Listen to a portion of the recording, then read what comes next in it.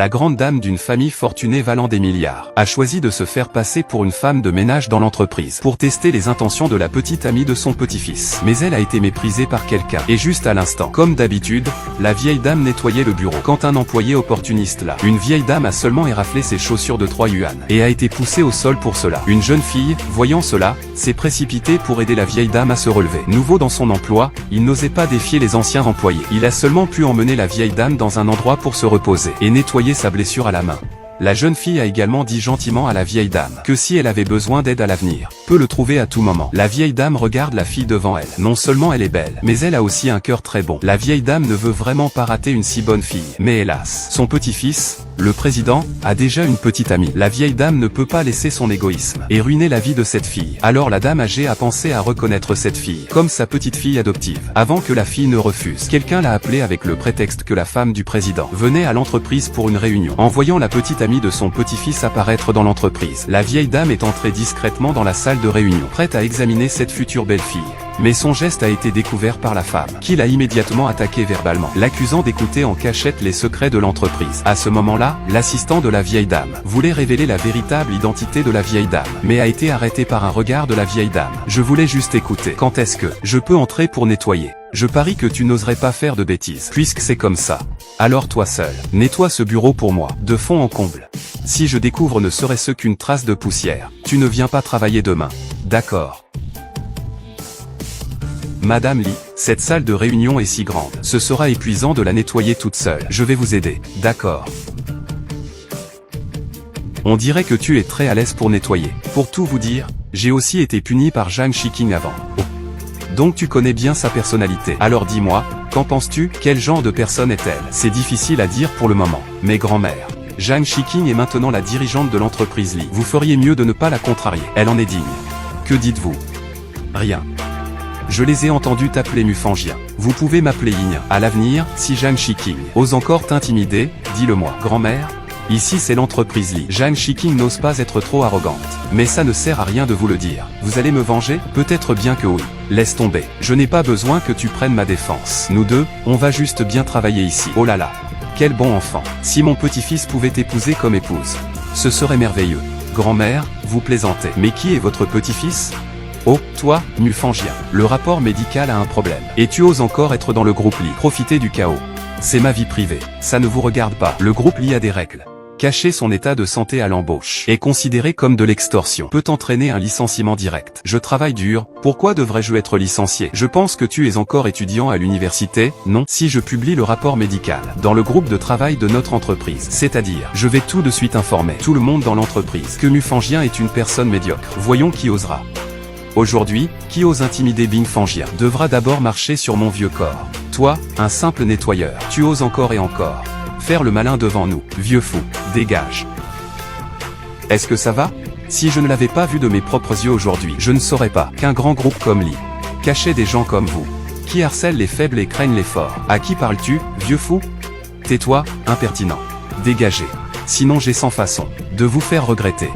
Yinien, partons. Assistant Shen. Qui est cette vieille femme? Pour être aussi arrogante, tu ne t'en occupes pas, toi. Mamie, où m'emmenez-vous? Trouver mon petit-fils. Pour lui dire ce qui s'est passé ici aujourd'hui. Dis-le lui. Osez encore appeler des renforts. Écartez-vous. Violer ouvertement les règles de l'entreprise, et être encore si arrogant. Tu n'es qu'un simple nettoyeur. Il n'est pas nécessaire de te battre pour un nouveau venu. Grand-mère, allez vous occuper de vos affaires. Je vais régler ça moi-même ici. Tu ne pourras pas l'affronter. Il semble que je doive appeler quelqu'un pour venir ici. Je te le dis, vieille sorcière. Je me fiche de qui est ton petit-fils. Même si c'est le roi lui-même, il ne pourra pas sauver Bing Fenglin. Vous osez maltraiter une vieille dame de cette façon. Pas honte? Elle n'est qu'une femme de ménage. Écrase-la. Comme si tu écrasais une fourmi. Oh vraiment? Alors je veux voir. Comment tu comptes m'écraser aujourd'hui, moi vieille dame? Vieille dame. Ce n'est pas ton affaire. Je ne suis qu'un simple agent d'entretien. Mademoiselle. Je voudrais te demander comment tu comptes nous régler, Yinien et moi. Je veux voir ce que toi, vieille sorcière, tu peux encore inventer. Kejia, va chercher tout le monde du département secrétariat. D'accord. Qu'est-ce qui se passe? Avec autant de bruit. Monsieur Luo, vous êtes là. Notre département médical a reçu le rapport médical de Mufangien. Elle a un problème. Vraiment? Quel problème? Alors attendons que tout le monde soit là, puis nous en parlerons. D'accord. Alors j'attendrai de voir. Quel est exactement le problème? Monsieur Jagne, si Mufangien a enfreint les règles de l'entreprise, comment allez-vous gérer cela? Bien sûr avec équité et justice. Licenciement immédiat. Oh, mademoiselle Jagne, quelle autorité impressionnante. Je ne savais pas que le groupe Li était maintenant entièrement sous votre contrôle. Quel manque de perspective venant de gens pauvres. Ne parle même pas d'une famille Li. Avec l'amour qu'Azé me porte, même si je voulais 10 familles Li, il me les offrirait pour me voir sourire. Vraiment? Bien sûr. Notre cher Jagne, choyé par le président.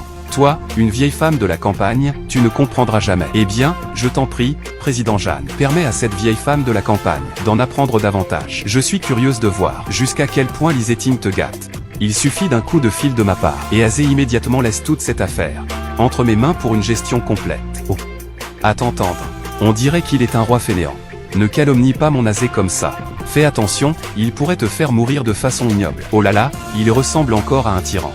La vieille mégère est vraiment acerbe. Regarde comment je vais te régler ton compte. Allô, Azé.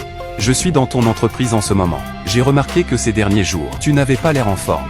Je voulais juste voir si je pouvais être utile. Aujourd'hui, quelqu'un m'a provoqué dans l'entreprise. D'accord, je t'attends. Je vais mettre de côté l'affaire avec cette vieille folle pour le moment. Azé arrive bientôt, tu verras ce qu'il en coûte. Aïe. Je suis vraiment un peu impatient. Tu fais encore semblant d'être fort ici. Pour l'affaire de Mufangien, qu'avez-vous l'intention de faire? Tout le monde est là. Tu peux commencer. Mesdames et messieurs, tout le monde sait que le secrétariat de Limine n'est pas accessible à n'importe qui. Chacun s'appuie sur ses propres compétences pour progresser pas à pas jusqu'ici. Mais il y a quelques jours un parachuté est arrivé. Et en plus, elle est entrée grâce au népotisme. Nous sommes tous très insatisfaits. Oui, après mon enquête, j'ai découvert qu'elle était en fait venue en utilisant ses charmes. Tu dis des bêtises, je ne mens pas, non? Alors dis-le à tout le monde. Tu es un étudiant universitaire. Et tu vis dans un village urbain, un endroit aussi bas de gamme. Et tes compétences professionnelles sont nulles. Comment es-tu parvenu à entrer dans notre département de secrétariat? Clairement pas marié. Et pourtant sans retenue. Enceinte avant le mariage. Mufangien. As-tu le courage de montrer le document à tout le monde? C'est ce que j'ai fait il n'y a pas longtemps. Voici les résultats de laboratoire de l'infirmerie. Mufangien. As-tu le courage de dire à tout le monde à qui appartient cet enfant que tu portes? Ils ont été envoyés par l'agence d'analyse. Ils ne sont pas encore ouverts. Les rapports sanguins des cadres supérieurs sont déjà à l'infirmerie.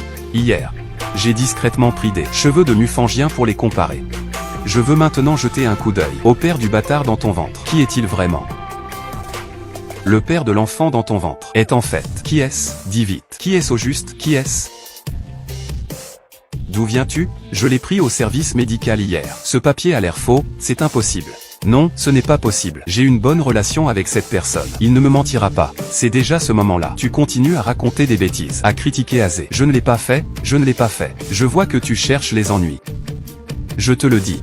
Je connais parfaitement la nature d'Azé. Arrête de semer la discorde ici, entre nous, mari et femme. Oh. Depuis quand es-tu officiellement entré dans la famille Li? Et comment se fait-il que je ne le sache pas? Toi, vieille sorcière morte. De quel droit es-tu ici à pointer du doigt? Va-t'en d'ici. Je n'aime pas que tu me parles comme ça. Ma fille, apporte-moi une chaise. Tout ce qui se passe ici aujourd'hui, cette vieille femme va s'en occuper. Zhang Shiking. Aujourd'hui, tu vas m'écouter sagement. Lève-toi. Lâche-moi. Sors d'ici. Je ne veux pas te voir ici. Grand-mère. Azé. Comment l'as-tu appelé à l'instant?